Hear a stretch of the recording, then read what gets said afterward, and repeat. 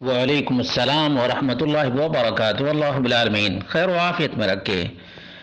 سوال کرسی پر بیٹھ کر نماز پڑھنے کے سلسلے میں ہے۔ حقیقت تو یہ ہے کہ اللہ رب العالمین سے عافیت کی دعا مانگنی چاہیے، صحت اور تندرستی کی دعا مانگنی چاہیے، اور جو کرسی پر بیٹھ کر بھی نماز پڑھتا ہے اس کو اسی حال پر چھوڑ دینا چاہیے۔ اس سلسلے میں کافی لوگ سوالات کرتے ہیں اور بارہا کرتے ہیں۔ مریض کے لیے جو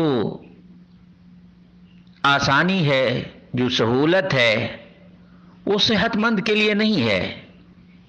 اس لیے مریض جس حال میں بھی نماز پڑھ لیتا ہے، اللہ رب العالمین قبول کرے، اللہ رب العالمین قبول کرے۔